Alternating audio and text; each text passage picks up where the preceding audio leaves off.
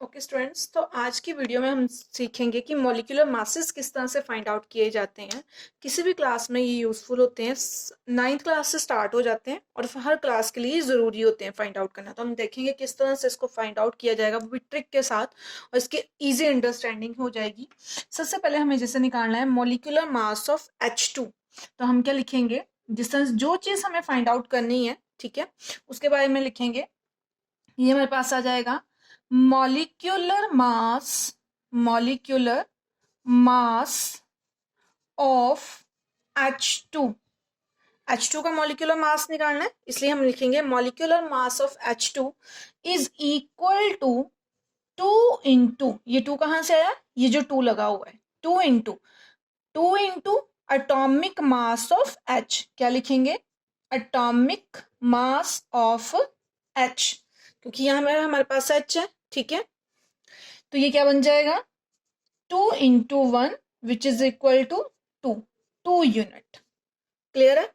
अब दूसरा हम फाइंड आउट करेंगे मॉलिक्यूलर मास ऑफ Cl2। तो क्या आएगा, जिस तरह से हमने O2 के लिए लिखा था उसी तरह से लिखेंगे molecular mass of Cl2 is equal to 2 into, अब क्या लिखेंगे, एटॉमिक मास ऑफ Cl, क्योंकि हमारे पास यहाँ पे Cl है, ये जो 2 है ये हमने आगे लिख दिया है, 2 Cl एटम है ना, इसलिए, ठीक है।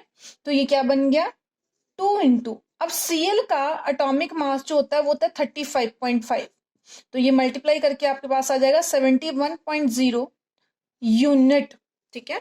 मॉलिक्यूलर मास जब भी आपने लिखने हैं तो उसके जो यूनिट है वो लिखने हैं यूनिट। अगर मोलर मास लिखा हो तो हमने ग्राम लिखना होता है, ठीक है। ये दोनों अंडरस्टैंड हो गए हैं। नेक्स्ट अब हम फाइंड आउट करेंगे मॉलिक्यूलर मास ऑफ O2।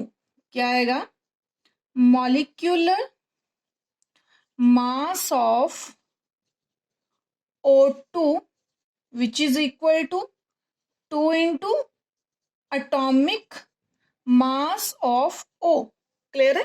क्या आएगा, 2, ये जो 2 है ये आगे आ गया, और एटॉमिक मास किसका, O का। क्लियर है इतना। अब इसको पुट करेंगे, O का जो मास होता है वो होता है 16, ठीक है।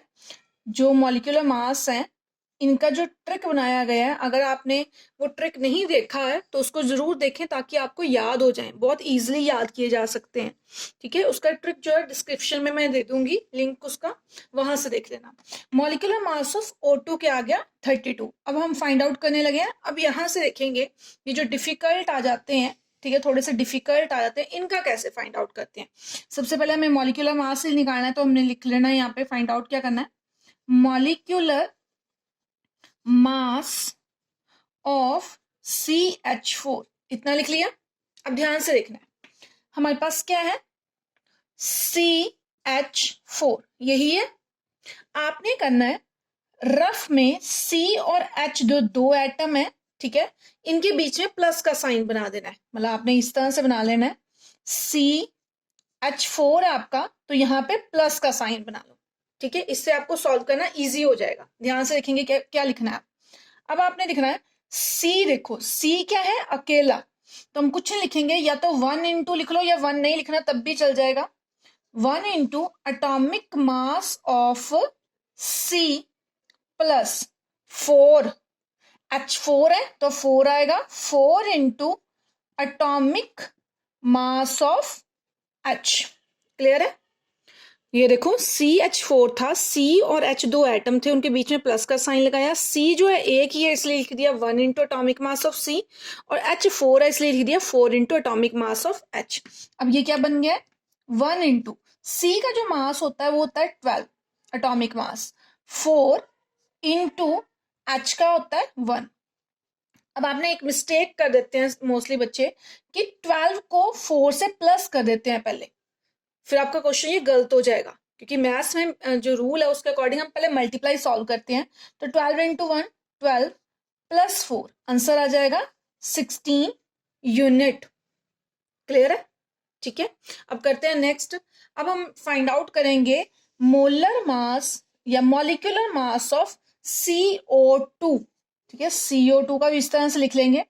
अब आप रफ में फिर लिखोगे CO 2 और बीच में क्या लगा लेंगे, प्लस का साइन, C और O दो ही हैं, प्लस का साइन लगा लेंगे। क्या लिखेंगे, atomic mass of C plus, क्योंकि ये 1 ही है तो या तो 1 इंटू लिख लो या रहने दो, 2 into atomic mass of O। Clear है इतना? तो ये क्या बन जाएगा, C का मास होता है 12, 2 इंटू ऑक्सीजन का होता है 16, तो ये आ जाता है 12 प्लस 32, 16 को 2 से मल्टीप्लाई किया और प्लस करके 44 यूनिट जो है CO2 का मास आ जाता है।